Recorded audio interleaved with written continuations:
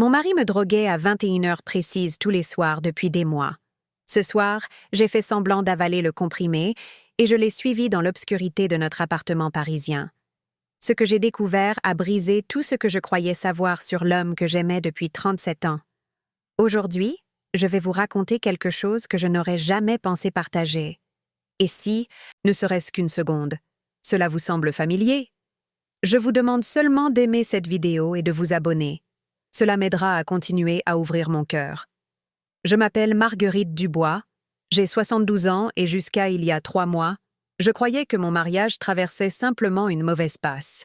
Je portais le même gilet en laine bleue délavée chaque matin, celui avec de minuscules trous près du coude gauche que je me promettais toujours de repriser.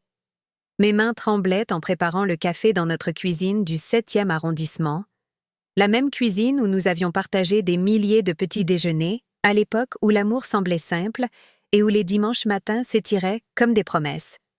La routine était devenue ma prison. Chaque soir, à 9 heures précises, Robert apparaissait avec un petit comprimé blanc et un verre d'eau tiède.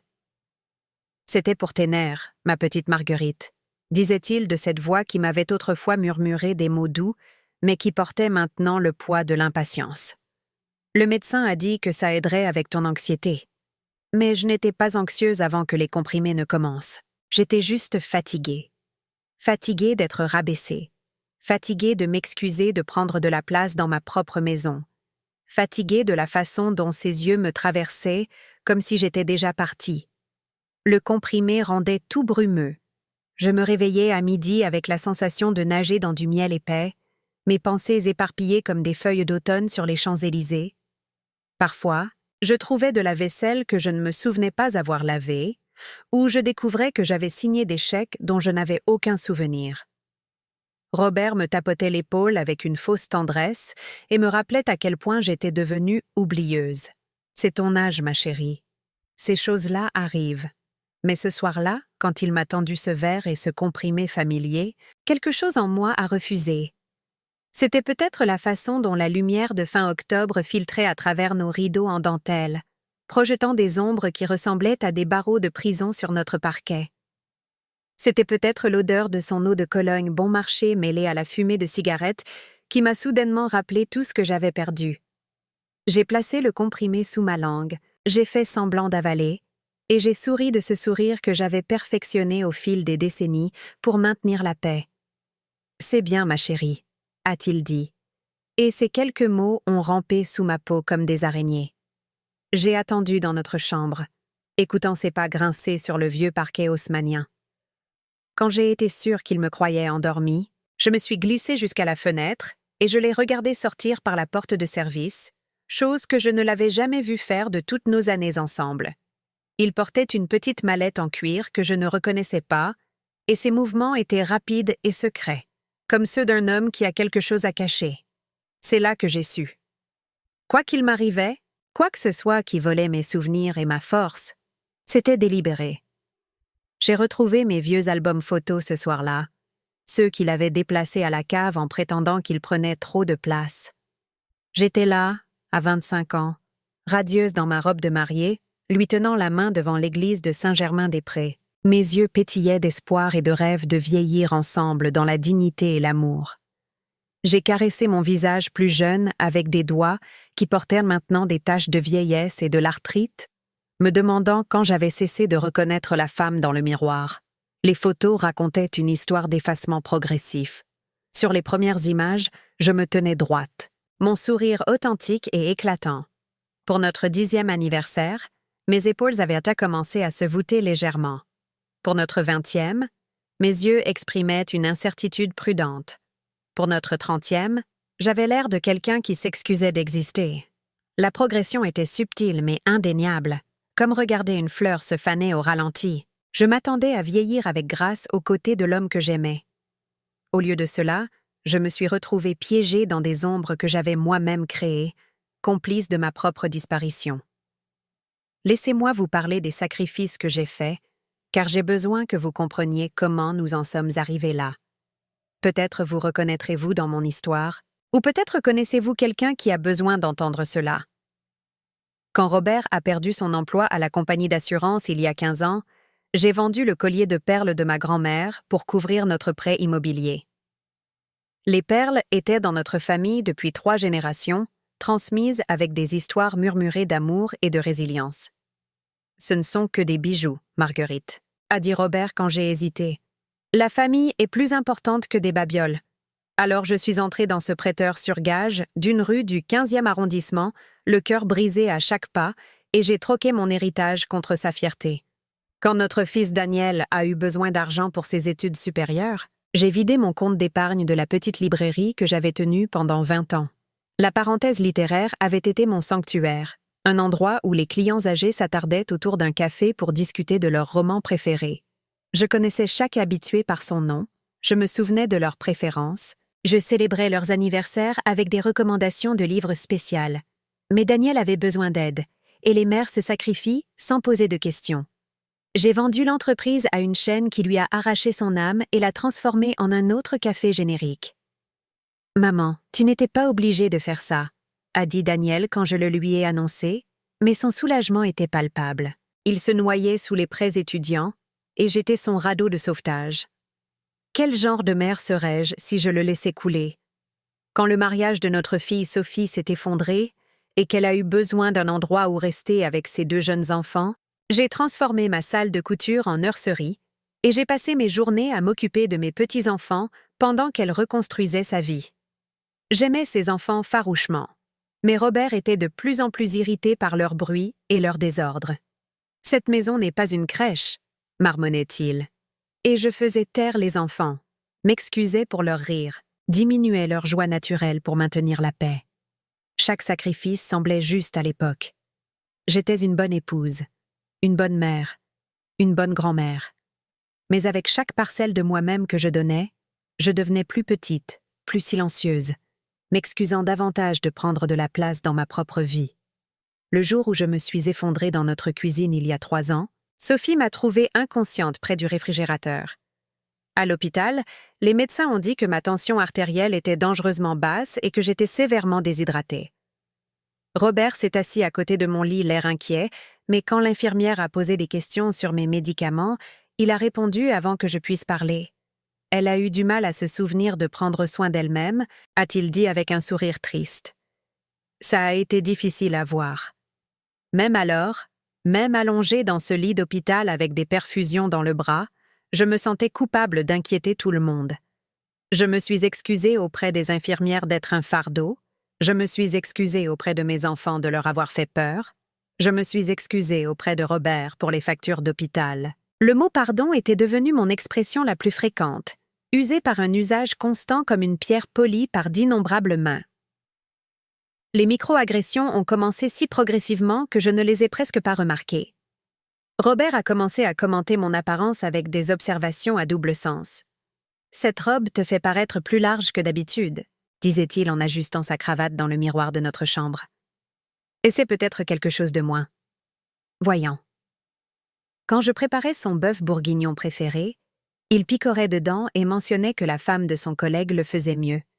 Non pas que le tien soit mauvais, Marguerite, c'est juste différent. Il a cessé de me demander comment s'était passée ma journée ou mon opinion sur les nouvelles. Pendant le dîner, il faisait défiler son téléphone pendant que j'essayais de faire la conversation, répondant par des grognements ou des « sans conviction. Quand j'ai suggéré que nous passions un week-end en Normandie comme nous le faisions autrefois, il m'a regardé avec une surprise sincère. Pourquoi ferions-nous ça? Nous sommes trop vieux pour ces bêtises. Mon anniversaire l'année dernière a été un rappel particulièrement cruel de mon invisibilité. Je me suis réveillée en espérant peut-être une carte ou des fleurs, peut-être un dîner dans notre ancien restaurant préféré du centre-ville. Au lieu de cela, Robert avait complètement oublié. Quand je le lui ai gentiment rappelé, il s'est frappé le front théâtralement. « Oh, Marguerite, je suis désolée. Je prendrai quelque chose demain. » Le lendemain est venu et reparti sans aucune mention de ma 72e année d'existence. Notre anniversaire de mariage a été également ignoré. La date que nous avions autrefois célébrée avec du champagne et de la danse passait maintenant inaperçue, sans commentaire, comme si ces années d'histoire commune n'avaient jamais existé. Je me suis surprise à pleurer, non seulement l'absence de célébration, mais l'absence de reconnaissance que j'ai jamais comptée. Quand j'ai attrapé une pneumonie l'hiver dernier, Robert a semblé incommodé par ma maladie. J'ai passé 3 jours au lit avec de la fièvre, toussant si fort que je ne pouvais pas dormir. Il m'apportait de l'eau quand je le demandais, mais avec une frustration visible, comme si prendre soin de sa femme malade était un fardeau déraisonnable. Quand je lui ai demandé d'aller chercher mes médicaments à la pharmacie, il a soupiré lourdement et m'a fait sentir coupable d'avoir besoin de médicaments pour respirer. L'argent est serré, Marguerite, a-t-il dit quand j'ai mentionné que le médecin recommandait un humidificateur. On ne peut pas dépenser à tort et à travers pour chaque petite chose. Mais j'avais vu les relevés de carte de crédit. Je savais pour ses déjeuners coûteux en ville, ses nouveaux clubs de golf, sa garde-robe soudainement élargie. L'argent n'était serré que lorsqu'il s'agissait de mes besoins. La nuit où j'ai fait la découverte qui a tout changé était le 14 février, la Saint-Valentin. J'avais espéré un petit geste, une reconnaissance de l'amour que nous avions autrefois partagé. Au lieu de cela, Robert a annoncé qu'il devait travailler tard. J'organisais le tiroir de son bureau, cherchant des timbres pour poster notre taxe foncière, quand j'ai trouvé une pile de reçus tenus par un élastique. Résidence, la Chênaie Dorée. Frais de consultation, acompte pour une chambre, échéancier de paiement mensuel. Mes mains tremblaient en les lisant.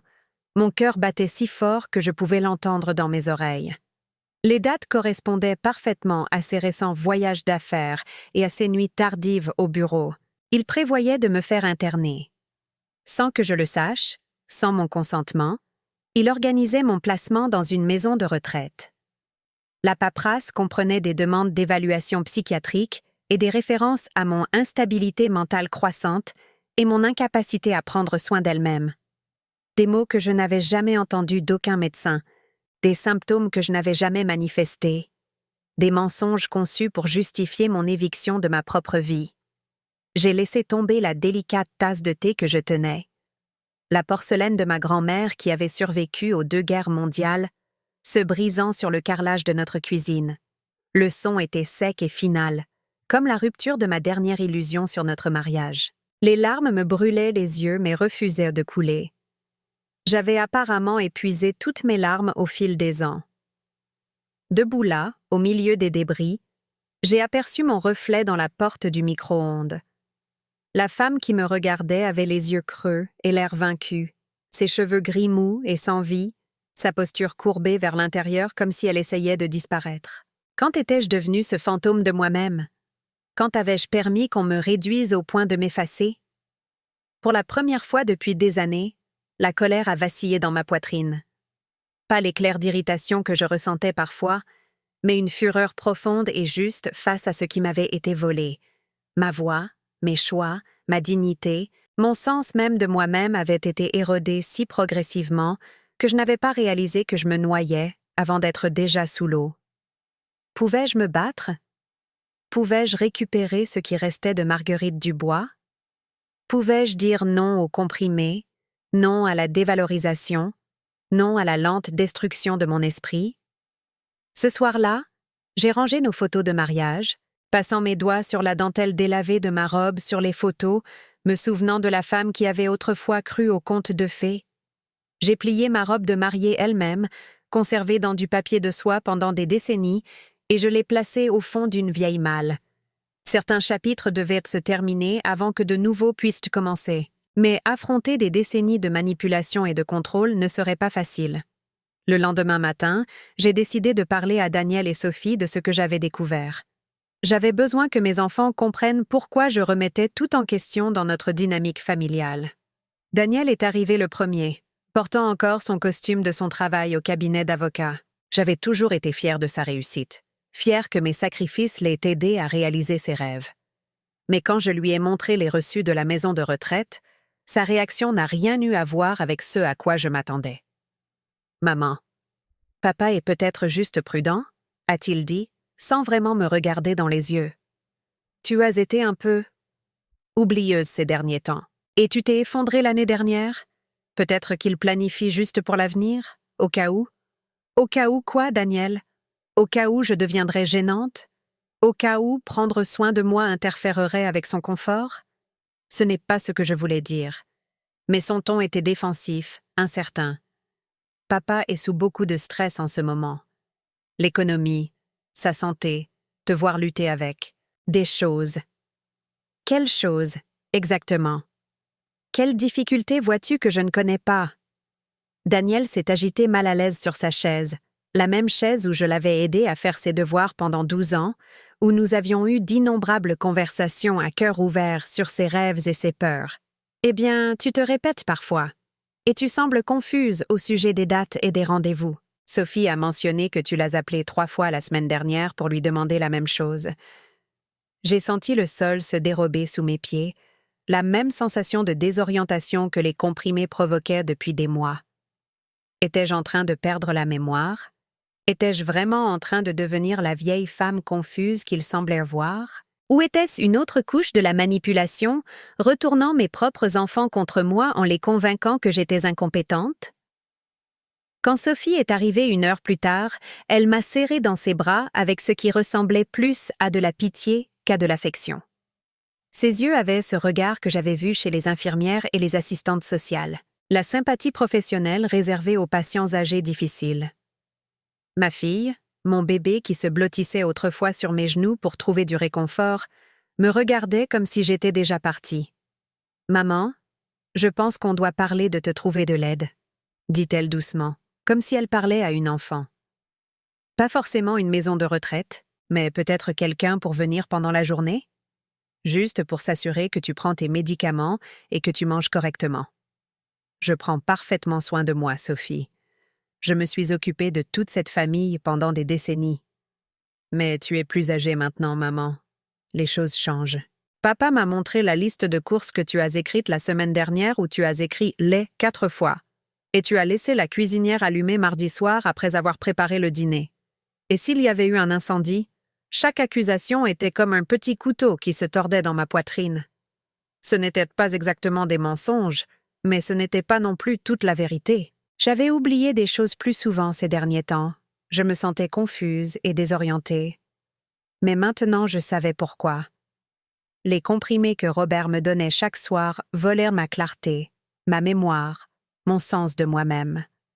Mes enfants ne pouvaient pas le voir parce qu'ils lui faisaient plus confiance qu'à mon propre récit de mon expérience. « Avez-vous envisagé que les comprimés que votre père me donne pourraient causer ces problèmes ?»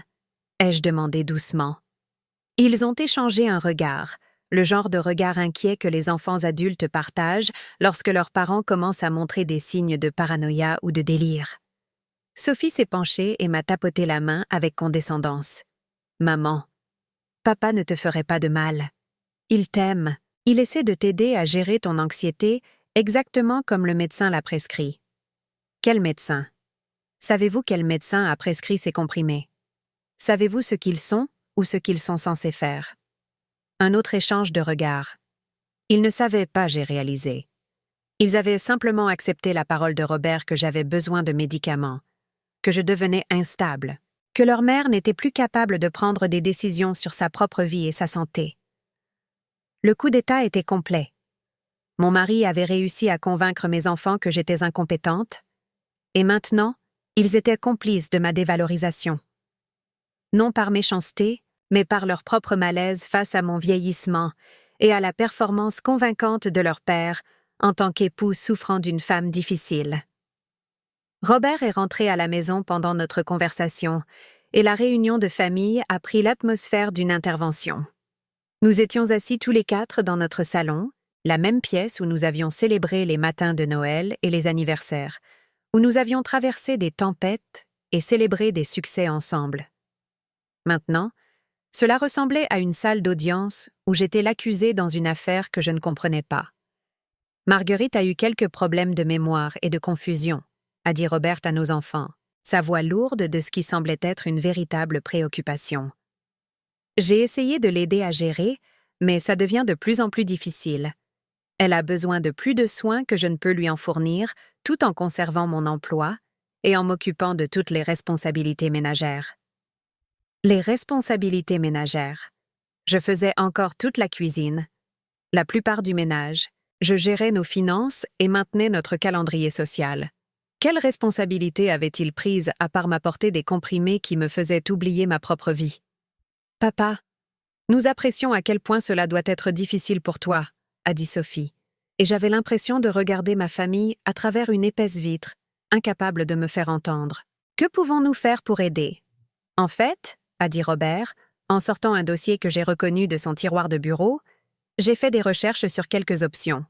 Il y a un charmant établissement appelé La Chênaie Dorée qui est spécialisé dans les soins de la mémoire. Ils ont des activités et un personnel professionnel qui sait comment travailler avec des personnes dans l'état de Marguerite.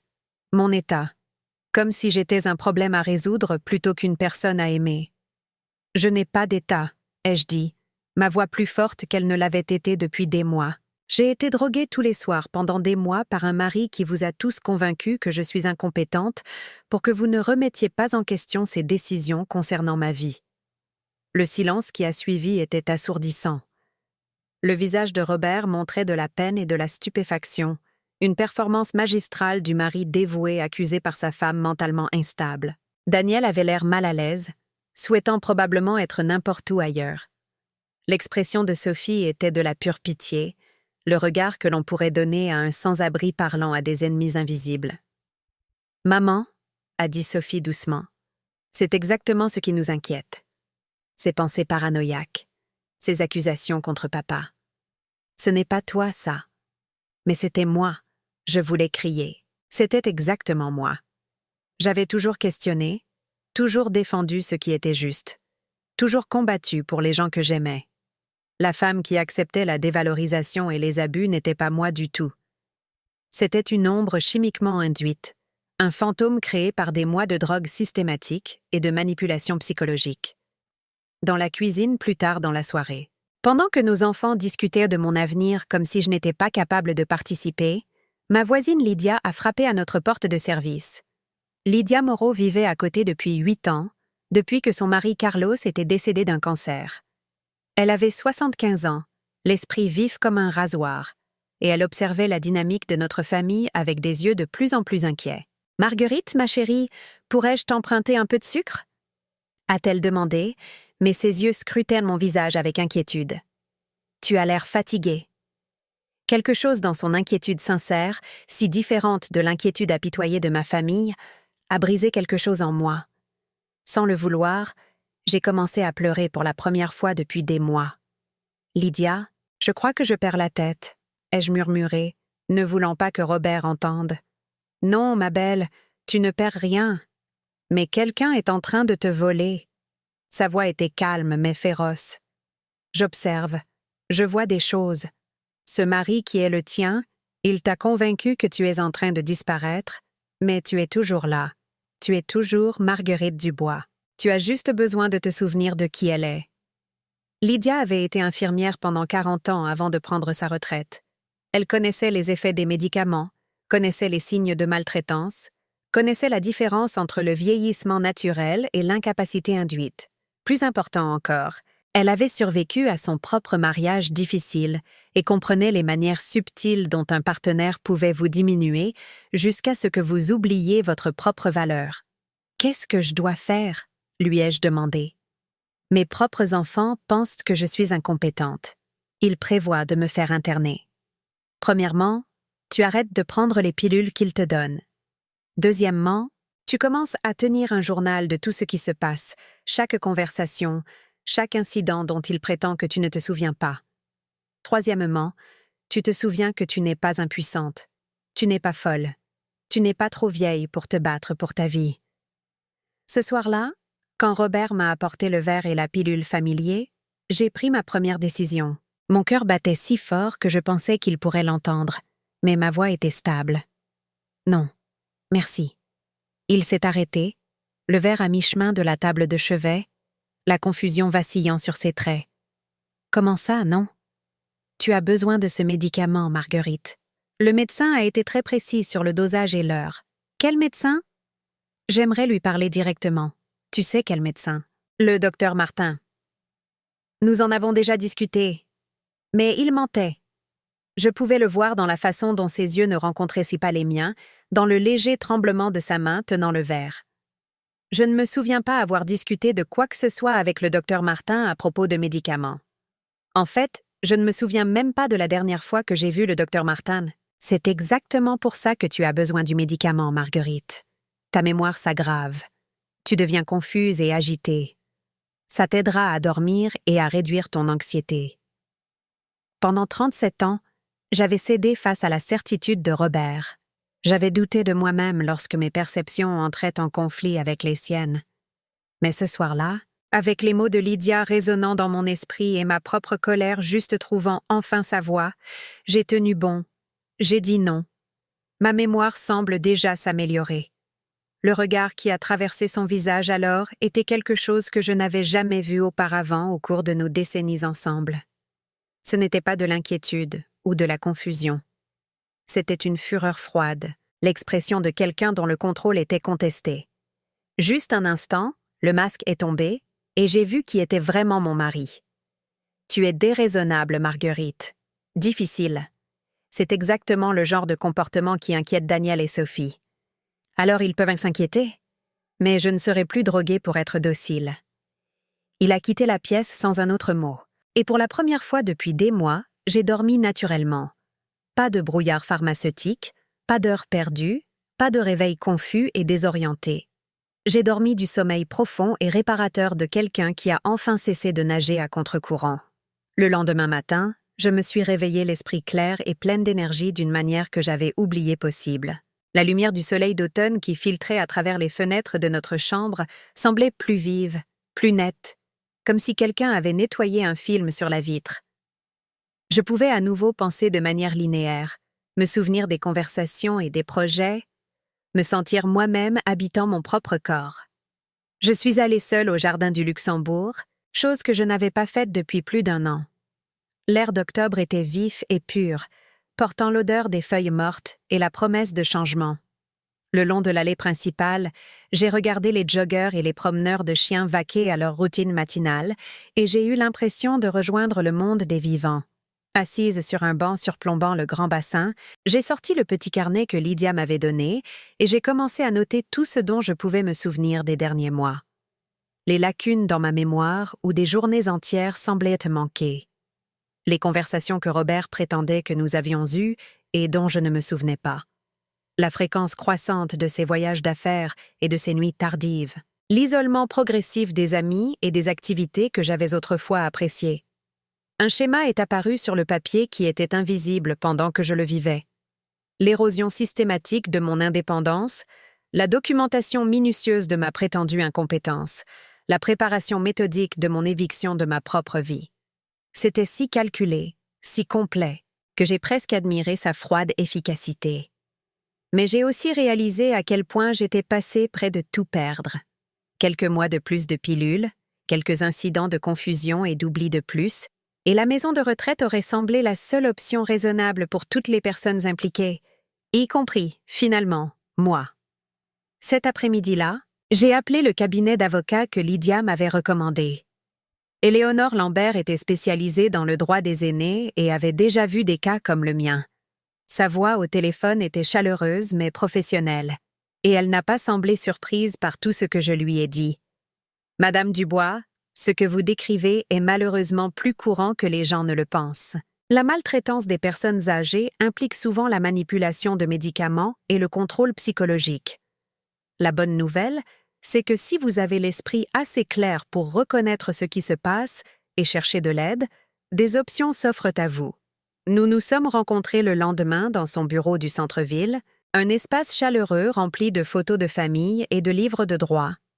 Éléonore avait mon âge, peut-être un peu plus jeune, avec des cheveux argentés et des yeux bienveillants derrière des lunettes à monture métallique. Elle a écouté mon histoire sans jugement ni scepticisme, prenant des notes minutieuses et posant des questions réfléchies. D'abord, nous devons documenter votre compétence mentale avec une évaluation psychiatrique indépendante. Si quelqu'un a prétendu que vous êtes incompétente, nous avons besoin d'une preuve médicale que vous ne l'êtes pas. Deuxièmement, nous devons identifier les médicaments que vous avez reçus et établir qu'ils ont été administrés sans supervision médicale appropriée. Troisièmement, nous devons protéger vos biens et vos droits légaux avant que quiconque puisse donner suite au projet de maison de retraite. Elle m'a expliqué le processus juridique avec patience et clarté, sans jamais me prendre de haut ni me traiter comme une vieille femme confuse qui avait besoin qu'on lui simplifie les choses. Pour la première fois depuis des mois, j'ai senti que mon intelligence et mon jugement étaient respectés plutôt que remis en question. Madame Dubois, je veux que vous compreniez quelque chose d'important, a-t-elle dit à la fin de notre réunion. Reprendre le contrôle de votre vie après des décennies de manipulation n'est pas seulement courageux, c'est votre droit. Vous n'avez besoin de la permission de personne pour refuser un médicament, pour prendre vos propres décisions médicales ou pour vivre dans votre propre maison. L'âge ne vous rend pas incompétente et le mariage ne fait pas de vous une propriété. En sortant de son bureau, j'ai ressenti quelque chose que j'avais presque oublié. L'espoir. Pas seulement l'espoir d'échapper à une mauvaise situation, mais la possibilité de redécouvrir qui j'étais sous toutes les années de dévalorisation. À 72 ans, il n'était peut-être pas trop tard pour redevenir moi-même. La confrontation que je redoutais est arrivée plus tôt que prévu. Robert avait remarqué ma clarté et mon indépendance accrue, et cela l'a rendu désespéré. 3 jours après que j'ai arrêté de prendre les pilules, il a intensifié sa campagne pour prouver mon incompétence. Il a appelé Daniel et Sophie, leur disant que je traversais une crise psychologique et que j'étais devenue paranoïaque et délirante. Il a prétendu que je refusais un médicament nécessaire et que je pouvais être un danger pour moi-même ou pour les autres. Au moment où ils sont arrivés chez nous ce soir-là, ils étaient préparés pour une intervention d'urgence. « Maman, papa dit que tu refuses de prendre tes anxiolytiques, » a dit Sophie, sa voix tendue d'inquiétude. « Il s'inquiète pour ton jugement et ta sécurité. »« Je m'en inquiète aussi, » ai-je répondu. Mon jugement s'est considérablement amélioré depuis que j'ai cessé d'être droguée tous les soirs, et je me sens plus en sécurité que je ne l'ai été depuis des mois. « Vous voyez ?» a dit Robert, écartant les mains dans un geste de frustration impuissante. C'est exactement ce dont je parle. Elle est convaincue que je l'ai empoisonnée ou quelque chose d'aussi ridicule. Elle a complètement perdu le contact avec la réalité. Daniel s'est agité mal à l'aise sur sa chaise. En tant qu'avocat, il était formé pour écouter les preuves et poser des questions. Mais en tant que fils, il était pris entre des loyautés conflictuelles et son propre malaise face aux drames familiaux. « Maman, peux-tu nous aider à comprendre ce qui s'est passé de ton point de vue ?» a-t-il demandé prudemment. « Papa s'inquiète pour toi, mais tu sembles avoir des inquiétudes à propos de papa. Peut-être qu'on peut découvrir ce qui se passe vraiment. C'était la première fois depuis des mois que quelqu'un me demandait mon point de vue, plutôt que d'accepter simplement la version des faits de Robert. J'ai saisi l'occasion de présenter les preuves que j'avais rassemblées, les reçus de la maison de retraite, la chronologie de mon déclin cognitif correspondant au début des pilules, l'absence de toute consultation médicale légitime concernant mon prétendu médicament contre l'anxiété. Daniel, tu es avocat. Regarde cette documentation. Est-ce que cela ressemble à quelqu'un qui planifie mes soins futurs ou à quelqu'un qui prévoit de me faire interner à mon insu ou sans mon consentement? Daniel a examiné les papiers avec une attention professionnelle et j'ai pu voir le moment où les implications juridiques lui sont devenues claires.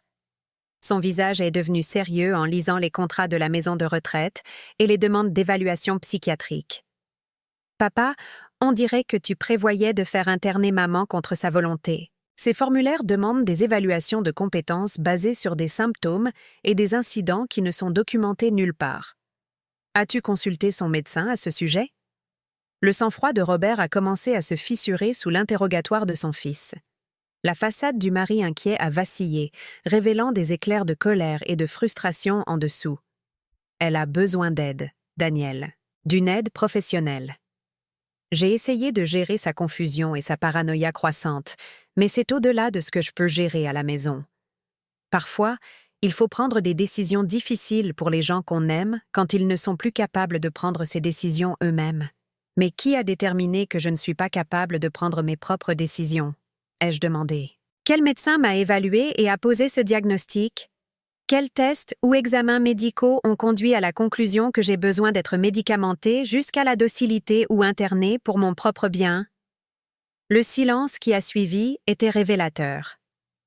Sophie regardait tour à tour ses parents, commençant à comprendre que quelque chose n'allait vraiment pas dans le récit qu'elle avait accepté. La formation juridique de Daniel était clairement engagée maintenant, et il posait le genre de questions qui exposèrent les failles dans l'histoire de Robert. « Papa, je pense qu'on doit prendre du recul et aborder ça plus prudemment », a finalement dit Daniel. « Si maman a besoin de médicaments ou de soins, il y a des procédures médicales et légales appropriées à suivre. On dirait que tu as pris des décisions unilatérales concernant ses soins de santé et sa situation de vie sans consultation ni consentement approprié. C'est ma femme, a dit Robert, et pour la première fois, sa voix avait une pointe de désespoir. Je la connais mieux que personne. Je peux voir ce qui lui arrive, même si elle ne le peut pas. Être le conjoint de quelqu'un ne vous donne pas le droit de prendre des décisions médicales pour eux sans leur consentement, a répondu Daniel. Et ça ne vous donne certainement pas le droit de les faire interner dans une maison de retraite sur la base de vos opinions non fondées sur leur état mental. La réunion de famille qui avait commencé comme une intervention pour mes délires se transformait en quelque chose de très différent. Mes enfants commençaient à voir leur père non pas comme mon soignant dévoué, mais comme quelqu'un qui avait systématiquement sapé mon autonomie et se préparait à me priver de mes droits sans procédure régulière. Mais Robert n'avait pas fini de se battre. Si la manipulation juridique ne fonctionnait pas, il était prêt à essayer le chantage affectif. La Toussaint est arrivée comme un nuage d'orage à l'horizon, lourde de la promesse de drame familial et de convivialité forcée. Je redoutais cette fête depuis des semaines, sachant que ce serait l'occasion pour Robert de rallier la famille élargie à sa version des faits et de me dépeindre comme une épouse ingrate et instable qui brisait notre famille avec des accusations paranoïaques. Notre salle à manger était décorée avec les mêmes couleurs d'automne que nous utilisions depuis des décennies, la table mise avec la porcelaine de ma grand-mère et les verres en cristal qui avaient survécu aux 2 guerres mondiales. L'ironie ne m'a pas échappé que ces trésors de famille survivraient à la famille qui les avait chéris. Les enfants de Sophie, mes précieux petits-enfants, étaient excités par la fête et inconscients des tensions adultes qui tourbillonnaient autour d'eux. Emma, 8 ans, m'a aidé à arranger les fleurs au centre de la table, bavardant sur sa pièce de théâtre à l'école et son nouvel ami qui collectionnait les pierres. Michel, 5 ans, m'a montré ses derniers dessins, de fiers portraits en bâton de notre famille, où tout le monde souriait et se tenait la main. En regardant leur joie innocente, je me suis demandé quelle histoire on leur raconterait un jour sur la disparition de leur grand-mère de leur vie. Se souviendraient-ils de moi, comme la femme qui leur lisait des histoires et préparait leurs biscuits préférés? Ou apprendraient-ils à penser à moi, comme la vieille dame confuse qui était devenue trop difficile à gérer pour la famille? La sœur de Robert, Hélène, et son mari Bertrand sont arrivés les premiers, suivis de mon frère Franck et de sa femme Marie. La maison s'est remplie de voix familières et de rires, les sons d'un rassemblement familial qui aurait dû apporter du réconfort, mais qui ressemblait plutôt à un tribunal se réunissant pour juger mon aptitude à rester membre de ma propre vie. Pendant la préparation du dîner, j'ai entendu Robert parler doucement à Hélène dans notre cuisine, sa voix portant juste assez pour que je puisse saisir des bribes de conversation sur mon état qui se détériore et la position difficile dans laquelle cela mettait la famille. Les réponses d'Hélène étaient des murmures compatissants et des questions inquiètes sur ce qui m'arriverait si Robert ne pouvait plus faire face à mes besoins en matière de soins. Le récit se propageait comme un virus à travers notre réseau familial, chaque nouvelle version ajoutant de nouveaux détails sur mon incompétence et la patience héroïque de Robert. Au moment où nous nous sommes assis pour dîner, je pouvais sentir le changement subtil dans la façon dont tout le monde me traitait. Leur voix était un peu plus forte et plus lente quand ils me parlaient, leur sourire un peu plus forcé et apitoyé, leur attention un peu plus soigneusement gérée comme si je pouvais dire quelque chose d'embarrassant ou d'inapproprié à tout moment. Mais j'avais mes propres surprises prévues pour ce déjeuner de la Toussaint. Alors que nous nous passions la dinde et la farce, en bavardant sur la météo et les activités scolaires des enfants, je me suis excusée de table et je suis allée dans notre chambre. De ma boîte à bijoux, j'ai récupéré notre photo de mariage, le portrait officiel qui trônait sur notre cheminée depuis 37 ans. Robert et moi avions l'air si jeunes, si pleins d'espoir, si certains que l'amour surmonterait tous les défis à venir. J'ai également rassemblé plusieurs autres objets, notre livret de famille, l'acte de propriété de notre appartement avec nos 2 noms dessus, et un dossier contenant des relevés bancaires et des documents d'investissement montrant l'épargne retraite à laquelle j'avais contribué pendant des décennies de travail et de gestion attentive. Quand je suis retournée dans la salle à manger, la conversation s'est arrêtée. Quelque chose dans ma posture ou mon expression avait changé l'atmosphère, passant d'un dîner de famille à quelque chose de plus sérieux et formel. « Je veux montrer quelque chose à tout le monde », ai-je dit, en plaçant la photo de mariage au centre de la table à côté du plat de dinde. C'est Robert et moi le jour de notre mariage, le 23 novembre 1986. Regardez mon visage sur cette photo. Voyez-vous une femme faible? Voyez-vous quelqu'un qui manque de jugement ou d'intelligence? Les membres de la famille ont échangé des regards, ne sachant pas où cela menait, mais sentant que le récit confortable qu'on leur avait raconté était sur le point d'être contesté. Pendant 37 ans, j'ai honoré les promesses que j'ai faites sur cette photo. J'ai aimé, honoré, chéri et obéi. J'ai sacrifié ma carrière, mes économies, mon indépendance et finalement mon sens de moi-même pour soutenir cette famille et ce mariage. Je n'ai jamais remis en question, jamais plaint, jamais rien exigé pour moi-même qui puisse déranger qui que ce soit. J'ai pris la photo et l'ai regardée une dernière fois, mémorisant le visage de la jeune femme qui avait cru au conte de fées. Puis, délibérément et cérémonieusement, je l'ai déchirée en 2. Le hoquet de surprise autour de la table fut audible. Sophie a tendu la main comme pour m'arrêter, mais j'ai levé la mienne. Ce mariage, tel qu'il a existé, est terminé. Je n'accepterai plus d'être diminuée, droguée, manipulée ou traitée comme un problème à résoudre. Je ne m'excuserai plus de prendre de la place dans ma propre vie ou d'exiger le respect et la dignité de base des personnes qui prétendent m'aimer. Le visage de Robert était passé du blanc au rouge, ses mains serrées sur ses genoux. « Marguerite, tu fais une crise. Ce n'est pas approprié devant les enfants. Ce qui n'est pas approprié, c'est un mari qui drogue sa femme sans son consentement et prévoit de la faire interner dans une maison de retraite à son insu. Ce qui n'est pas approprié, ce sont des enfants adultes qui acceptent la parole de leur père sur la compétence de leur mère sans jamais lui demander directement son propre vécu. Ce qui n'est pas approprié, c'est une famille qui est devenue complice de la maltraitance systématique de l'un de ses membres. Le silence autour de la table était assourdissant. Même les enfants avaient cessé de manger, sentant que quelque chose d'important et d'effrayant se passait dans le monde des adultes qu'ils ne comprenaient pas. Franck, mon frère aîné qui m'avait toujours protégé, s'est penché en avant avec inquiétude. « Marguerite, de quoi parles-tu?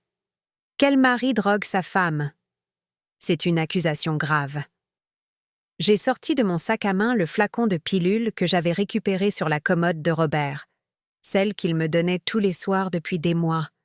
Ces pilules, Franck.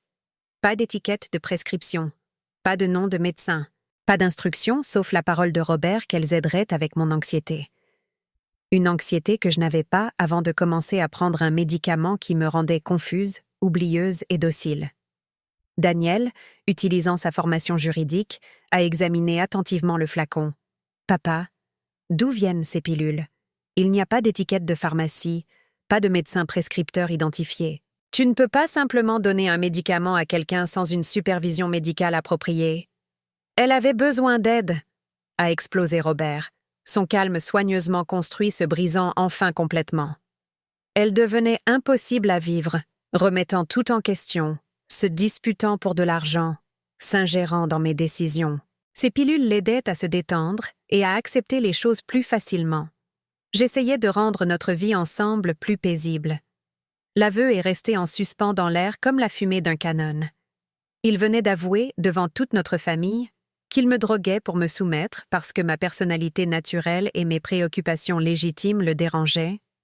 Hélène avait l'air horrifiée. « Robert, tu ne peux pas droguer quelqu'un parce que tu n'aimes pas sa personnalité. C'est de la maltraitance. Ce n'est pas de la maltraitance, c'est de la gestion conjugale, a-t-il dit, le masque glissant davantage pour révéler quelque chose de laid en dessous. Parfois, les épouses ont besoin d'aide pour voir les choses clairement, pour accepter le jugement de leur mari sur ce qui est le mieux pour la famille. Marie, la femme de Frank qui avait été assistante sociale avant de prendre sa retraite, a pris la parole avec une autorité professionnelle. Robert, ce que vous décrivez est un cas d'école de violence conjugale. La manipulation de médicaments est une forme de violence domestique et l'internement involontaire basé sur une incompétence fabriquée est un crime. La famille se retournait maintenant contre lui, le voyant clairement pour peut-être la première fois, mais Robert n'avait pas fini. Les gens désespérés font des choses désespérées, et il était prêt à me détruire s'il ne pouvait pas me contrôler. « Elles vous retournent tous contre moi » a-t-il dit, sa voix prenant une qualité géniarde que je n'avais jamais entendue auparavant. « Ne voyez-vous pas à quel point elle est manipulatrice ? Me faisant passer pour le méchant alors que j'ai consacré ma vie à prendre soin d'une femme de plus en plus difficile. Elle n'est plus la même personne que j'ai épousée. Elle est amère, méfiante et impossible à satisfaire. Je suis exactement la même personne que tu as épousée, ai-je dit calmement. J'ai juste arrêté de prétendre qu'être diminué était la même chose qu'être aimé. Me levant de table, je me suis dirigée vers notre vieux buffet où nous gardions les documents importants. Du tiroir du bas, j'ai sorti une enveloppe que j'y avais cachée la semaine précédente, après ma rencontre avec Éléonore Lambert. Je veux que tout le monde sache que j'ai consulté une avocate sur mes droits et mes options. J'ai passé une évaluation psychiatrique indépendante qui confirme que je suis tout à fait compétente pour prendre mes propres décisions concernant ma santé, mon logement et mes finances. Quiconque continuera à me traiter comme si j'étais incompétente aura affaire à des conséquences juridiques. L'enveloppe contenait des copies de toute la documentation qu'Éléonore m'avait aidé à préparer. Résultats de l'évaluation psychiatrique, photographie du médicament non étiqueté, copie des contrats de la maison de retraite que Robert avait signé à mon insu, et relevé bancaire montrant comment il avait progressivement restreint mon accès à nos comptes joints. Je vous informe également que je ne tolérerai plus d'être traitée comme si ma valeur pour cette famille dépendait de ma volonté d'être silencieuse et docile. Je vous aime tous, mais je ne sacrifierai pas ma dignité ou mon autonomie pour acheter votre confort. Le déjeuner de la Toussaint, qui devait être l'occasion pour Robert de rallier le soutien familial pour mon internement, était devenu ma déclaration d'indépendance. Mais je savais que la guerre n'était pas finie. Les gens désespérés se battent salement, et Robert avait encore des armes que je n'avais pas anticipées. 2 semaines après la Toussaint, Robert a lancé son attaque finale. Puisque la pression familiale et la manipulation juridique n'avaient pas fonctionné, il a décidé d'essayer l'humiliation publique et l'isolement social. Il a créé une publication sur Facebook qui est devenue virale dans la communauté de notre quartier parisien, se présentant comme le mari dévoué d'une femme de plus en plus instable, dont les délires paranoïaques déchiraient une famille aimante. La publication était magistralement rédigée, pleine de détails déchirants sur mon prétendu déclin mental et ses efforts héroïques pour prendre soin de moi malgré mes soupçons et accusations injustifiées. « S'il vous plaît, priez pour nous », concluait la publication.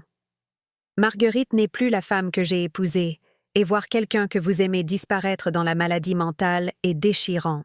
J'essaie de lui obtenir l'aide professionnelle dont elle a besoin, mais elle est réfractaire au traitement et s'est convaincue que tous ceux qui l'aiment conspirent contre elle. » La réponse a été immédiate et écrasante. Des voisins que je connaissais depuis des décennies ont laissé des commentaires compatissants sur la difficulté de voir un conjoint perdre ses facultés mentales.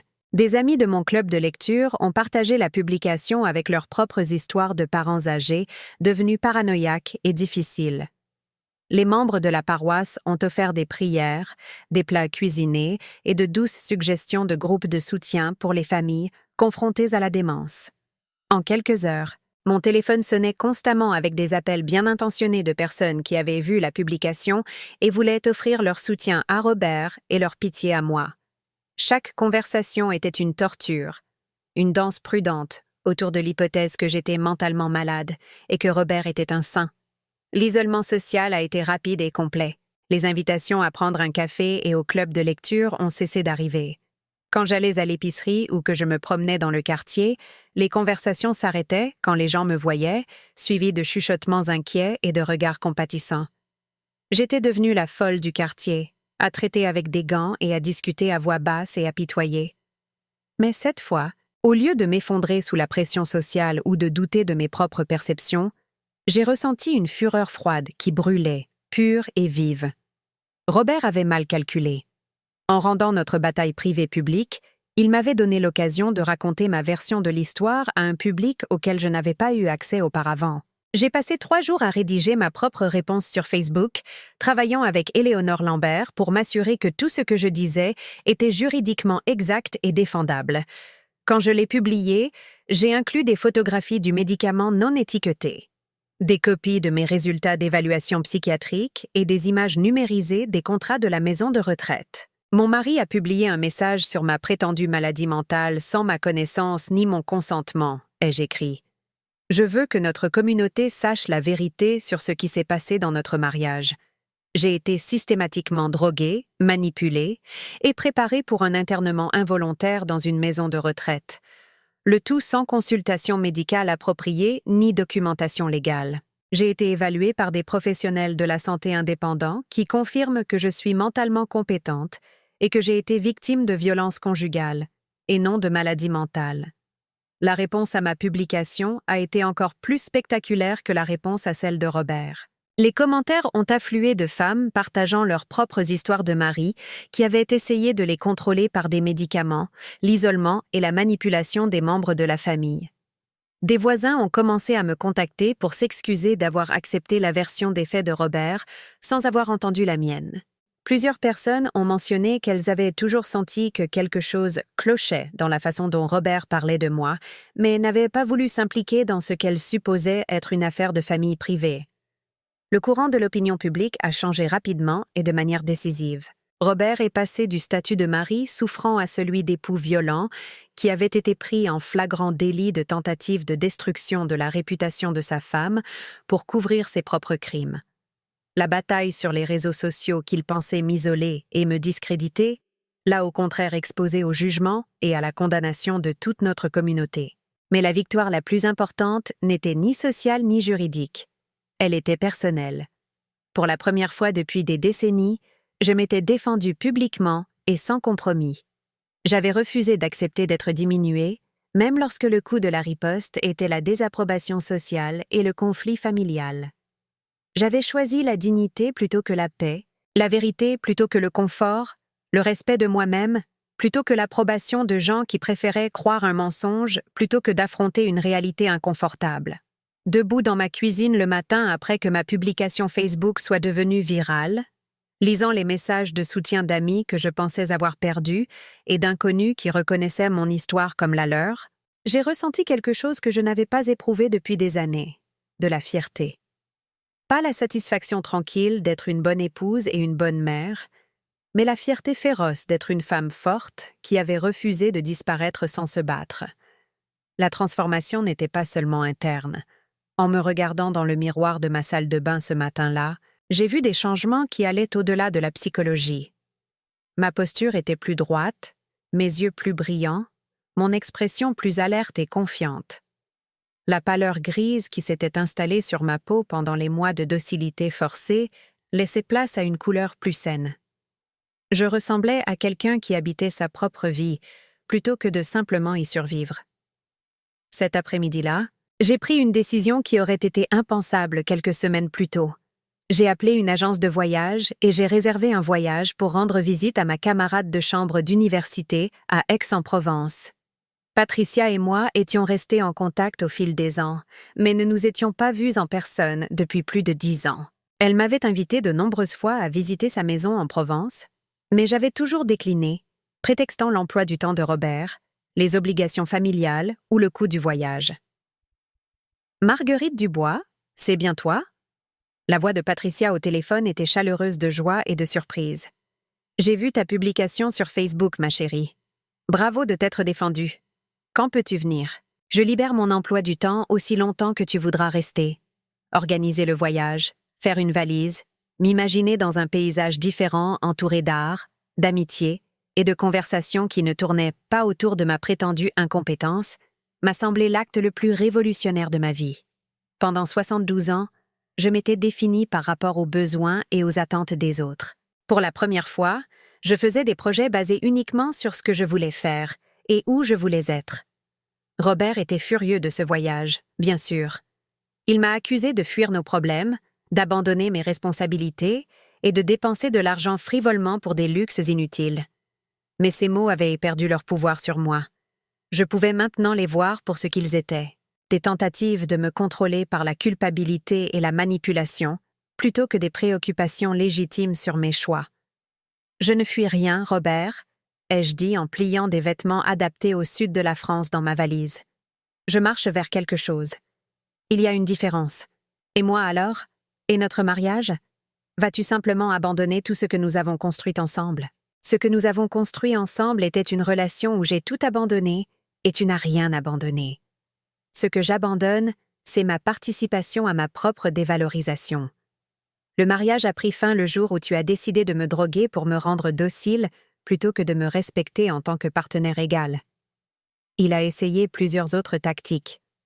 Me menacer de divorce, invoquer des difficultés financières, suggérer que voyager seul à mon âge était dangereux et irresponsable. Mais chaque argument ne faisait que renforcer ma décision de partir. Un homme qui m'aimait vraiment aurait été enthousiasmé par mon opportunité d'amitié et d'aventure, pas menacé par mon indépendance et ma joie. Le vol pour Marseille était la première fois que je voyageais seule depuis plus de 30 ans. Assise près du hublot, regardant Paris disparaître sous les nuages, j'ai ressenti une légèreté qui n'avait rien à voir avec l'altitude. Je m'élevais littéralement et figurativement au-dessus des circonstances qui avaient défini ma vie pendant si longtemps. Patricia m'a accueillie à l'aéroport avec un sourire qui aurait pu alimenter la ville. Elle avait l'air saine et dynamique à 73 ans, ses cheveux argentés coupés dans un carré élégant, ses bijoux en corail vif contre sa peau bronzée. Voilà à quoi pouvait ressembler la soixantaine quand on ne dépensait pas son énergie à se battre pour la dignité et le respect de base. « Tu as l'air fatiguée, ma chérie », a-t-elle dit alors que nous traversions le paysage provençal en direction d'Aix. « Mais tu as aussi l'air de te réveiller. Je peux voir la Marguerite que je connaissais à l'université commencer à transparaître à nouveau. » Sa maison était une révélation. Des murs couverts d'art qu'elle avait collectionnés ou créés elle-même, des bibliothèques remplies de volumes qui montraient des signes d'avoir été lus et relus, un jardin où elle cultivait assez de légumes pour se nourrir et partager avec ses voisins.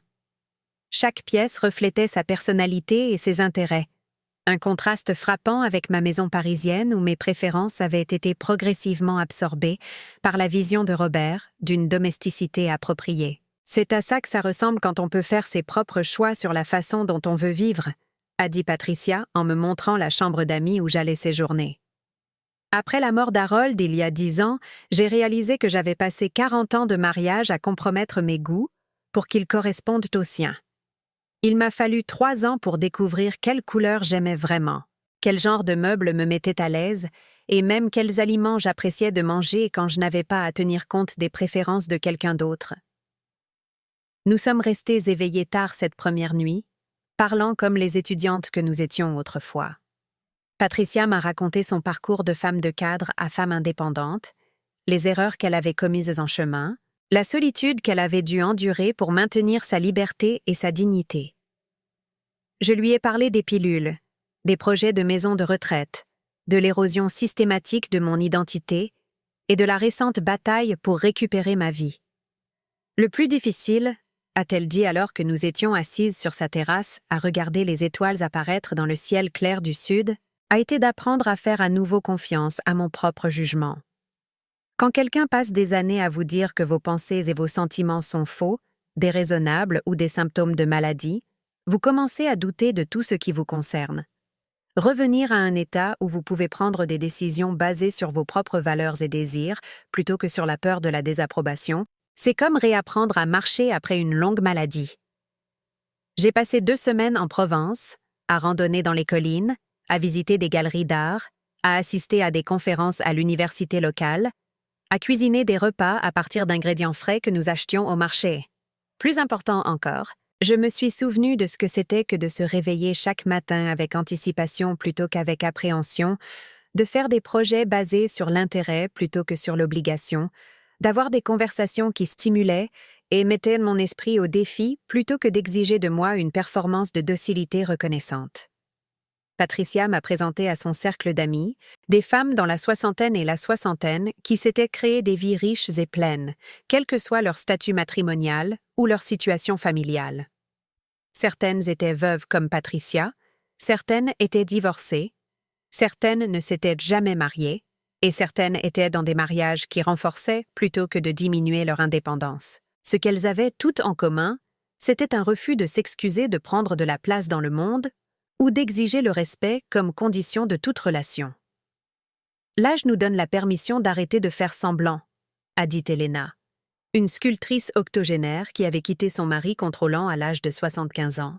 Nous sommes trop vieilles pour perdre du temps avec des gens qui ne nous apprécient pas, trop sages pour croire qu'être seul est pire qu'être diminué, trop expérimentées pour accepter moins que ce que nous méritons des gens qui prétendent nous aimer. Quand il a été temps de retourner à Paris, j'ai presque eu du mal à supporter l'idée de quitter cette communauté de femmes fortes, créatives et sans complexe.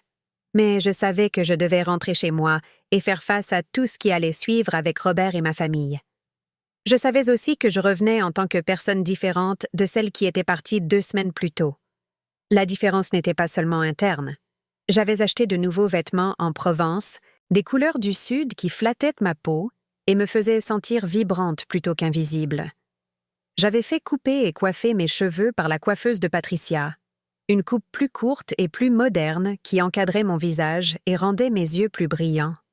Plus important encore, je me tenais différemment, avec la confiance de quelqu'un qui s'était souvenu de sa propre valeur. Robert m'attendait à l'aéroport Charles de Gaulle, et j'ai pu voir le choc dans ses yeux quand il m'a reconnue marchant vers lui. Ce n'était pas la femme diminuée et pleine d'excuses qu'il avait systématiquement détruite au cours des dernières années. C'était quelqu'un qui avait l'air d'apprécier sa propre compagnie et n'avait pas besoin de son approbation pour se sentir précieuse. « Tu as l'air différente », a-t-il dit alors que nous rentrions en voiture dans la circulation parisienne. Ce n'était ni un compliment ni une critique, juste une observation qui le déstabilisait clairement. « Je me sens différente », ai-je répondu. Je me suis souvenue de ce que c'est que de faire des choix basés sur ce qui me rend heureuse plutôt que sur ce qui met les autres à l'aise. L'appartement m'a semblé plus petit quand nous avons franchi la porte d'entrée, comme si mon sens élargi de moi-même ne pouvait pas tout à fait tenir dans l'espace où je m'étais systématiquement rétrécie pendant tant d'années. Les pièces qui m'avaient autrefois semblé être un foyer me semblaient maintenant être un musée d'une vie que je ne voulais plus vivre, remplie de meubles et de décorations choisies pour plaire à l'esthétique de quelqu'un d'autre plutôt qu'à la mienne. Ce soir-là, alors que nous étions assis dans notre salon à avoir une conversation maladroite sur mon voyage, Robert a fait une dernière tentative pour réaffirmer son contrôle sur notre relation. « J'espère que tu as évacué cette envie de voyager, Marguerite. Je pensais pendant ton absence que nous devrions peut-être envisager de vendre l'appartement et de déménager dans une de ces résidences pour seniors où il y a plus de services et de systèmes de soutien. À notre âge, il est important d'être réaliste quant à nos limites et de planifier l'avenir. » Je l'ai regardé attentivement, cet homme que j'avais aimé, obéi et craint pendant tant d'années. Il était toujours bel homme à 75 ans, ses cheveux argentés épais et bien coiffés, sa posture droite malgré son âge. Mais je pouvais voir le calcul dans ses yeux, la façon dont il testait ma résolution et cherchait des signes que mon indépendance n'était qu'une rébellion temporaire, qui pouvait être gérée et contenue. « Robert, ai-je dit doucement, j'ai besoin que tu comprennes quelque chose très clairement. Je n'ai aucune limite que je n'ai acceptée volontairement, et je ne planifierai pas un avenir qui m'oblige à me diminuer pour ton confort. Si tu veux vivre dans une résidence pour seniors, tu es libre de faire ce choix pour toi-même, mais tu ne le feras pas pour moi. » La conversation qui a suivi a été la plus honnête que nous ayons eue depuis des décennies, bien que l'honnêteté se soit avérée plus destructrice que les mensonges polis que nous nous étions racontés pendant des années. Robert a admis qu'il avait trouvé mon indépendance et mon assurance croissante menaçantes, qu'il m'avait préférée sous médicaments et docile, parce que cela rendait notre vie ensemble plus prévisible et gérable. Il ne pouvait pas comprendre pourquoi je n'étais pas reconnaissante de sa volonté de prendre des décisions difficiles en mon nom. Pourquoi j'insistais pour compliquer notre routine confortable avec des exigences de respect et d'autonomie? « Je ne sais plus qui tu es, Marguerite, » a-t-il dit finalement. « Tu n'es pas la femme que j'ai épousée. Tu as tout à fait raison, ai-je convenu. Je suis la femme que cette femme était censée devenir si elle n'avait pas passé 37 ans à essayer d'être la personne que tu voulais au lieu de la personne qu'elle était vraiment. Au printemps, nous vivions des vies séparées dans le même appartement, pendant que les avocats réglaient les détails de notre divorce. C'était un processus triste et compliqué, rendu plus difficile par notre âge et la durée de notre mariage. Mais c'était aussi libérateur, d'une manière que je n'avais pas prévue. Pour la première fois de ma vie d'adulte, je prenais des décisions sur mon avenir sans avoir à tenir compte des préférences ou de la commodité de quelqu'un d'autre. J'ai gardé l'appartement, en partie parce que j'avais contribué de manière significative à l'apport et aux mensualités au fil des ans, mais surtout parce que j'avais besoin d'un espace où je pouvais m'exercer à être moi-même sans public ni jugement. Robert a déménagé dans un appartement de luxe pour seniors dans un autre arrondissement, où il a rapidement établi une nouvelle routine et a commencé à raconter aux voisins son malheureux mariage avec une femme devenue de plus en plus déraisonnable et exigeante dans sa vieillesse. Daniel et Sophie ont eu du mal à s'adapter à la nouvelle dynamique entre leurs parents, pris entre la loyauté envers leur père et la reconnaissance croissante que leur mère avait des griefs légitimes sur la façon dont elle avait été traitée. Nos relations étaient tendues, mais pas rompues, guérissant lentement à mesure qu'ils commençaient à me voir comme une personne avec mes propres besoins et désirs, plutôt que simplement comme la femme de leur père et la grand-mère de leurs enfants. Le cadeau le plus inattendu de ma transformation a été la relation que j'ai développée avec Lydia, ma voisine qui était devenue mon amie la plus proche et mon plus grand soutien. Nous avons découvert que nous avions des compétences et des intérêts complémentaires. Elle était une excellente cuisinière, tandis que j'étais une jardinière douée. Elle aimait organiser, tandis que j'aimais nettoyer. Elle était douée pour la mécanique, tandis que j'étais bonne avec les finances et la paperasse. Plus important encore, nous comprenions le parcours de l'autre, de la dévalorisation à l'émancipation. Lydia avait survécu à son propre mariage difficile et au processus de reconstruction de son identité après la mort de son mari. Elle pouvait reconnaître les signes de quelqu'un qui apprenait à faire à nouveau confiance à son propre jugement, quelqu'un qui pratiquait l'art peu familier de mettre parfois ses propres besoins en premier. Ensemble, nous avons créé une vie riche en amitié, en créativité et en soutien mutuel. Nous avons suivi des cours à l'Université du temps libre, voyagé dans des endroits que nous avions toujours voulu voir, fait du bénévolat auprès d'organisations qui aidaient les personnes âgées à naviguer dans des systèmes juridiques et médicaux conçus pour les ignorer ou les exploiter. Nous avons découvert que l'indépendance ne signifiait pas nécessairement l'isolement, que choisir d'être seul était très différent d'être abandonné ou non désiré. Pour mon 73e anniversaire, je me suis organisé une fête. Pas une obligation familiale déguisée en célébration, pas une étape à endurer avec une gratitude appropriée, mais une véritable fête pour célébrer le fait que j'avais survécu assez longtemps pour enfin devenir moi-même. La liste des invités comprenait Patricia, qui est venue d'Aix-en-Provence, Lydia et plusieurs de ses amies, des femmes de mon club de lecture qui s'étaient ralliées à moi pendant le divorce, et des voisins qui m'avaient soutenu pendant les batailles sur les réseaux sociaux avec Robert. Manquaient à l'appel mes enfants, qui avaient encore du mal à accepter la nouvelle version de leur mère, et évidemment Robert, qui ne faisait plus partie de mon histoire, sauf comme un récit édifiant sur le coût d'accepter la dévalorisation comme prix de l'amour. La fête a eu lieu dans mon jardin, que j'avais transformé en un espace qui reflétait mes propres goûts, plutôt qu'une norme imaginaire de bienséance bourgeoise. Légumes et fleurs poussaient ensemble dans une joyeuse profusion, des carillons à vent faisaient une douce musique dans la brise de l'après-midi, et des guirlandes lumineuses projetaient une lueur chaleureuse alors que le soleil se couchait derrière les toits de Paris. Debout dans mon jardin, entourée de femmes qui m'appréciaient et me respectaient pour qui j'étais, plutôt que pour la façon dont je servais leurs besoins, j'ai ressenti une paix que je ne savais pas possible. Le chemin de la dévalorisation systématique à l'indépendance joyeuse avait été difficile et parfois douloureux. Mais il avait aussi été nécessaire et finalement libérateur. Avant que mes invités ne partent ce soir-là, j'ai fait un petit discours auquel je pensais depuis des semaines. Il y a 1 an, j'étais en train de disparaître, ai-je commencé. Quelqu'un qui prétendait m'aimer effaçait systématiquement mes souvenirs, mon jugement, mon autonomie et finalement mon sens de moi-même. J'étais si proche d'être complètement partie que j'ai failli ne pas reconnaître le danger avant qu'il ne soit trop tard. Les femmes autour de moi ont hoché la tête en signe de reconnaissance. Trop d'entre elles avaient leurs propres histoires de partenaires ou de membres de la famille qui avaient essayé de les diminuer, de les contrôler ou de les convaincre que leurs propres perceptions et désirs étaient des symptômes de maladie ou d'égoïsme, plutôt que des expressions d'une individualité légitime. Mais je veux que vous sachiez qu'il n'est jamais trop tard pour revenir à soi-même. Il n'est jamais trop tard pour dire non aux gens qui prétendent que les aimer exige que vous disparaissiez. Il n'est jamais trop tard pour choisir la dignité plutôt que la paix, l'authenticité plutôt que l'approbation, le respect de soi plutôt que le confort des autres. J'ai levé un verre du vin que Patricia avait apporté de Provence, une bouteille d'un vignoble appartenant à des femmes qui avaient démarré leur entreprise dans la soixantaine et la soixantaine. Trinquons à la survie, à la résistance, au courage qu'il faut pour devenir soi-même à tout âge. Trinquons aux femmes qui refusent de s'excuser de prendre de la place dans le monde. Trinquons à nous toutes qui avons appris qu'être seules est infiniment préférable à être diminuées par des gens qui sont censés nous aimer. Le toast qui a suivi a été bruyant et enthousiaste, une célébration non seulement de mon anniversaire, mais de tous nos divers parcours vers le respect de soi et l'indépendance. Plus tard, en nettoyant les verres et les assiettes dans ma cuisine, j'ai réfléchi à la différence entre cette célébration et l'anniversaire que Robert avait oublié l'année précédente.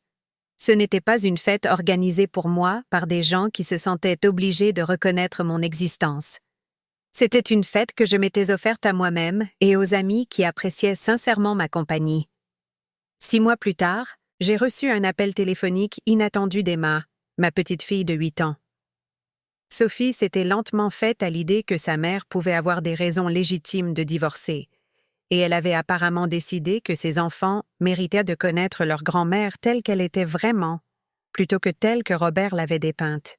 « Mamie Marguerite, maman dit que tu vis toute seule maintenant et que tu as un jardin super cool, » a dit Emma avec cette franchise que les enfants ont face à des situations adultes compliquées. « Est-ce que je peux venir le voir un de ces jours? J'apprends les légumes à l'école et je veux savoir comment tu les fais pousser. » Cet appel téléphonique a été le début d'une nouvelle relation avec mes petits-enfants, une relation basée sur l'intérêt et l'affection mutuelle plutôt que sur l'obligation et la performance.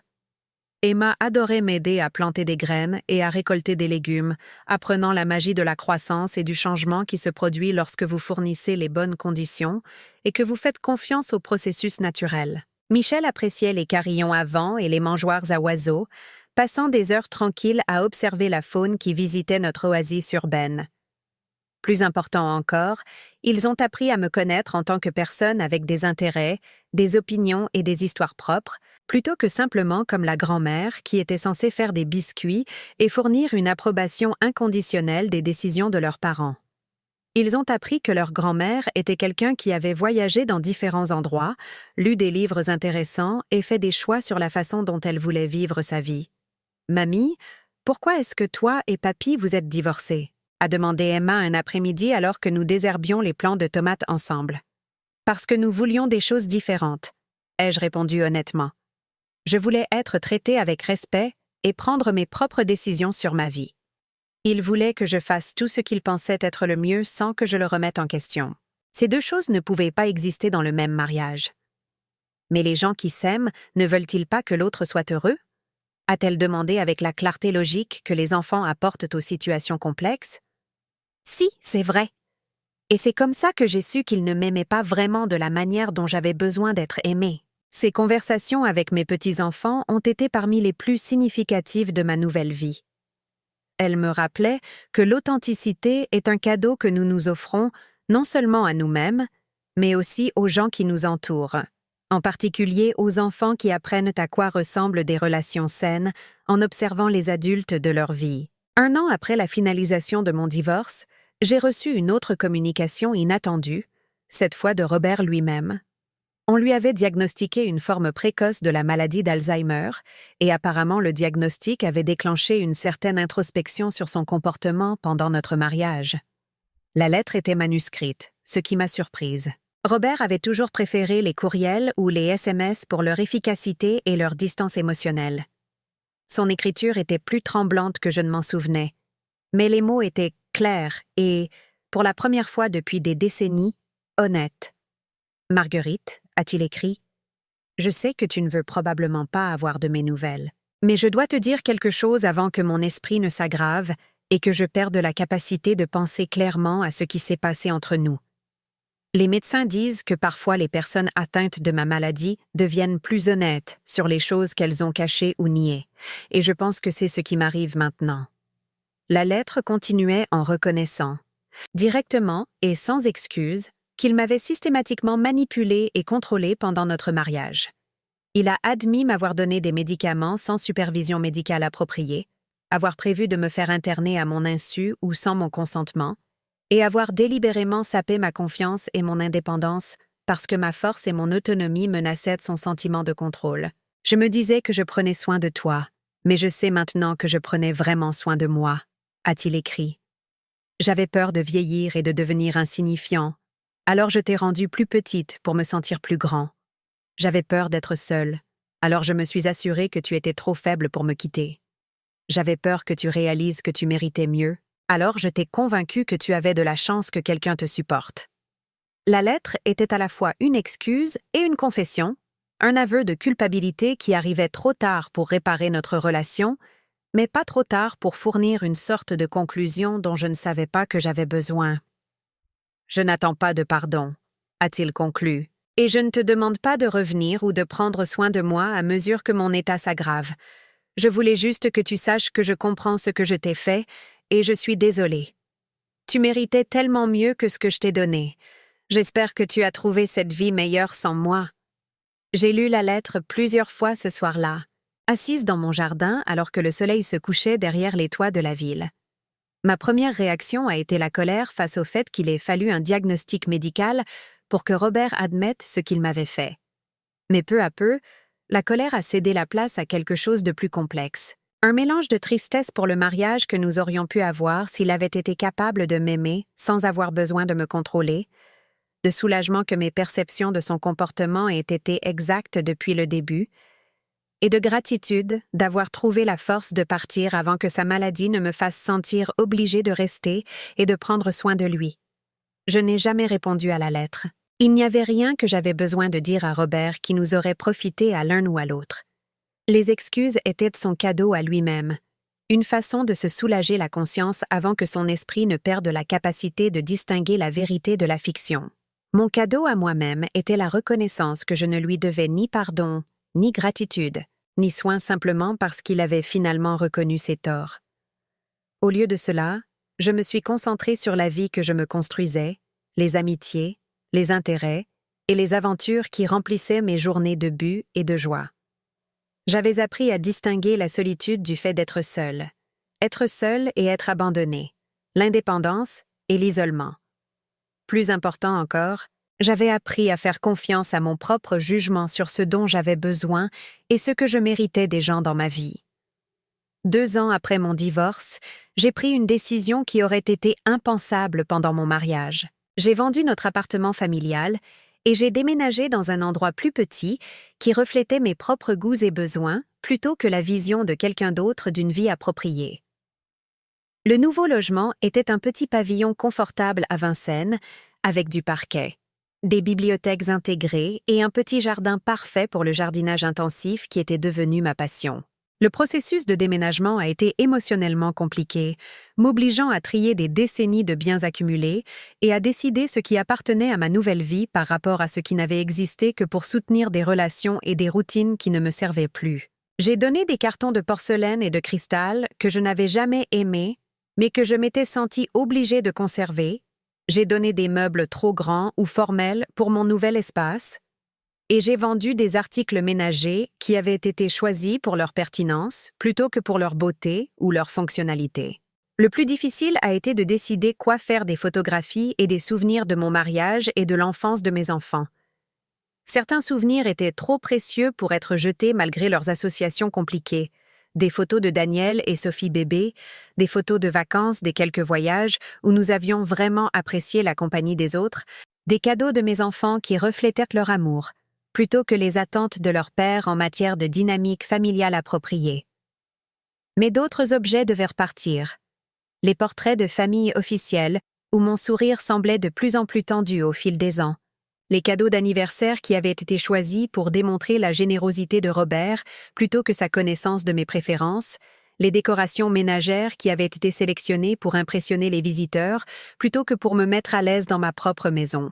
Le processus de retrait physique de ces objets de ma vie a été étonnamment libérateur. Chaque carton donné ou jeté ressemblait à un autre poids enlevé de mes épaules. Un autre pas vers la création d'un espace de vie qui soutenait mon moi authentique, plutôt qu'une performance de l'idée de quelqu'un d'autre de qui je devais être. Le jour du déménagement lui-même a été une célébration plutôt qu'un traumatisme. Lydia a organisé un groupe d'amis pour aider à l'emballage et au transport, transformant ce qui aurait pu être une étape triste en un événement communautaire. Patricia est venue d'Aix-en-Provence pour m'aider à arranger les meubles dans mon nouvel espace, apportant des textiles vifs et de l'art du Sud qui ont immédiatement donné à la maison une atmosphère chaleureuse. C'est à ça que ressemble la liberté.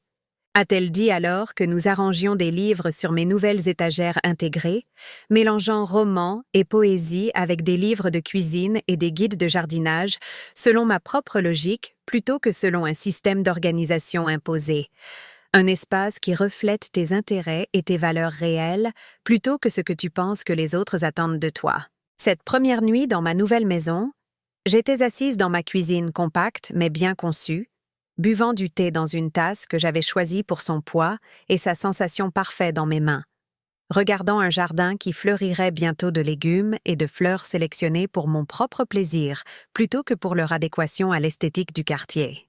Le silence était profond et paisible, rompu seulement par les doux bruits de ma propre respiration et le bourdonnement lointain de la vie urbaine au-delà de mes fenêtres.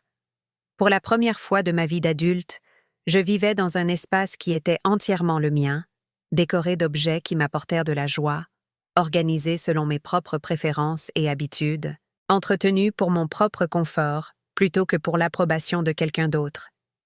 C'était une petite maison, beaucoup plus petite que l'appartement familial que j'avais quitté, mais elle semblait infiniment plus grande parce que chaque recoin m'appartenait.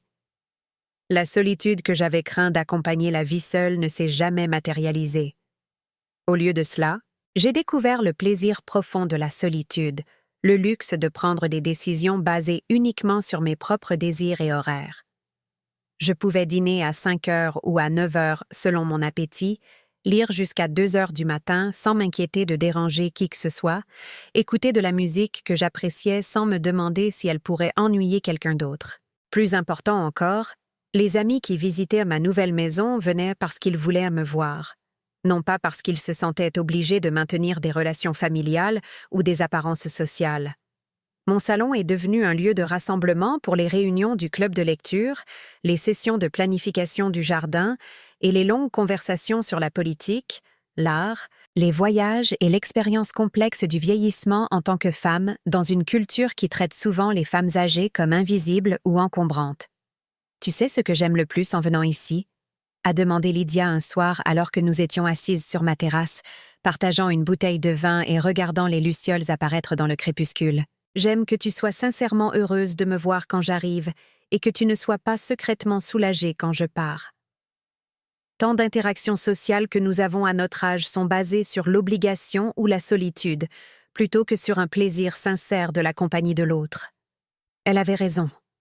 Les relations dans ma nouvelle vie étaient plus saines, plus authentiques, basées sur un intérêt et une affection mutuelle, plutôt que sur des histoires compliquées d'obligations et de ressentiments. J'avais appris à distinguer les personnes qui enrichissaient de ma vie et celles qui drainaient mon énergie, entre les amis qui m'appréciaient pour qui j'étais et les connaissances qui n'appréciaient que ce que je pouvais faire pour elles. Cette clarté s'est également étendue à ma relation avec mes enfants.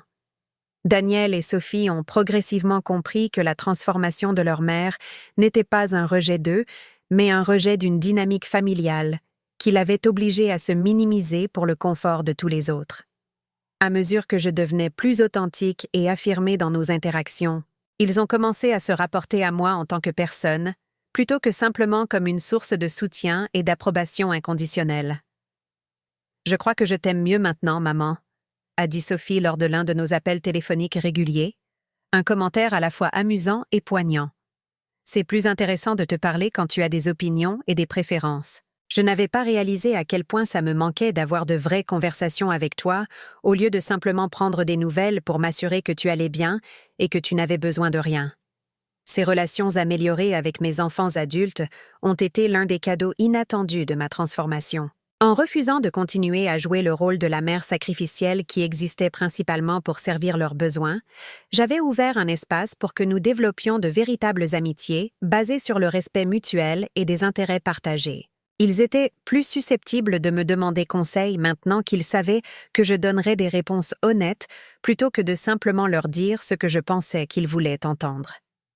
Le 3e anniversaire de mon divorce est tombé un jour d'octobre vif, le genre d'après-midi d'automne parisien qui donne l'impression que la ville est le plus bel endroit du monde. J'ai passé la journée dans mon jardin, récoltant les dernières tomates et poivrons de la saison, préparant mes parterres de fleurs pour l'hiver et planifiant les plantations de l'année prochaine. En travaillant avec mes mains dans la terre, j'ai réfléchi au chemin qui m'avait amené à ce moment de contentement et de maîtrise de soi. 3 ans plus tôt, j'étais un fantôme de moi-même, drogué jusqu'à la docilité et préparé pour des soins en institution par un mari qui me préférait diminué plutôt qu'égal. J'avais été isolé de mes amis, éloigné de mes propres désirs et opinions, convaincu que ma valeur dépendait de ma volonté de disparaître pour la commodité des autres. Maintenant, à 75 ans, j'étais plus pleinement moi-même que je ne l'avais jamais été. J'avais des opinions sur les livres, la politique et l'art que j'exprimais librement et défendais avec confiance. J'avais des amitiés basées sur le respect mutuel et une affection sincère plutôt que sur l'obligation et la commodité. J'avais un espace de vie qui reflétait ma propre esthétique et soutenait mes propres routines. Plus important encore, j'avais appris à faire confiance à mon propre jugement sur ce dont j'avais besoin et ce que je méritais des gens dans ma vie. La transformation n'avait pas été facile, ni indolore. Il y avait eu des moments de solitude où l'illusion de sécurité qui accompagnait le fait d'être en couple, même un couple dysfonctionnel, me manquait. Il y avait eu des moments où je doutais de ma propre force et me demandais si j'étais déraisonnablement exigeante dans mon insistance sur la dignité et le respect. Il y avait eu des réunions de famille où je me sentais comme une étrangère, des situations sociales où mon indépendance était traitée comme une preuve d'égoïsme ou d'incapacité à faire des compromis. Mais il y avait aussi eu des matins où je me réveillais excitée par la journée à venir, des soirs où je m'endormais satisfaite de la façon dont j'avais passé mon temps, des conversations qui mettaient de mon esprit au défi et le stimulaient, des aventures qui élargissaient ma compréhension de ce qui était possible pour une femme de mon âge. Il y avait eu la profonde satisfaction de faire des choix basés sur mes propres valeurs, plutôt que sur la peur de la désapprobation, la paix qui vient de savoir que je vivais authentiquement, plutôt que de jouer un rôle pour un public. Plus important encore, il y avait eu la reconnaissance croissante qu'il n'était jamais trop tard pour devenir soi-même, jamais trop tard pour refuser la dévalorisation, jamais trop tard pour insister pour être traité avec le respect que tous les êtres humains méritent, quel que soit leur âge, leur sexe ou leur statut relationnel. Ce soir-là, alors que j'étais assise dans mon salon à lire un livre que Patricia avait recommandé sur les femmes qui avaient fait des changements de vie importants dans la soixantaine et la quatre-vingtaine, j'ai reçu un SMS d'un numéro inconnu. C'était d'une femme nommée Carole, qui avait lu mon histoire dans un article de blog de quartier sur le divorce des personnes âgées et la violence domestique. « J'espère que cela ne vous dérange pas que je vous contacte », a-t-elle écrit. « Mais je voulais que vous sachiez que votre histoire m'a donné le courage de quitter mon propre mariage difficile. J'ai 68 ans, et je suis mariée depuis 43 ans à un homme qui m'a convaincue, ainsi que tout le monde, que je suis incompétente et déraisonnable.